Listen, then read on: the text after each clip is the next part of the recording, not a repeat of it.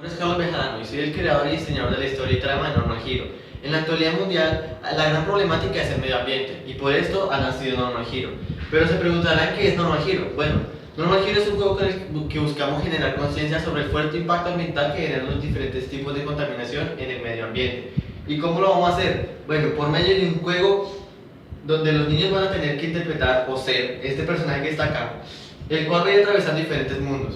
Cuando el niño se convierte en Normal Hero, que es este personaje que vemos acá, se caracteriza en un héroe que no es muy convencional. ¿Por qué? Porque este héroe no es como los héroes que vemos diariamente. No es como Batman, Superman o Flash, que son héroes que llegan casi a dioses, sino como un héroe particular, común y corriente, como tú y como yo.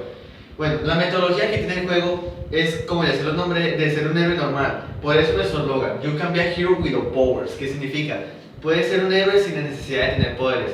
Donde queremos que los niños vean que pueden ayudar al mundo siendo ellos mismos, sin necesidad de tener unos poderes magníficos. Nuestro objetivo con Normal Hero no es solo divertir y enseñar, claro, eso es lo más importante, pero también queremos implantarlo como una herramienta de aprendizaje en nuestro colegio Cofaesar en principio, luego a los de todo el país. ¿Por qué? Porque sería mucho más chévere, mucho más didáctico enseñar que el medio ambiente puede ser dañado por la contaminación por medio de un juego que por medio de una clase aburrida o una charla. Y así podríamos llegar a más niños con más impacto en la sociedad.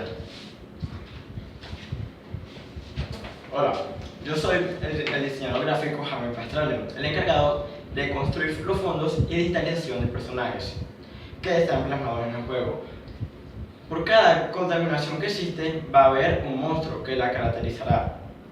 Inicialmente hemos diseñado a Monster Trash, que representará la contaminación en el nivel respectivo.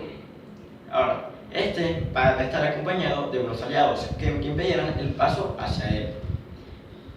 Cuando tú elimines a uno de estos aliados, estarás reciclando, lo cual se te otorgará una recompensa.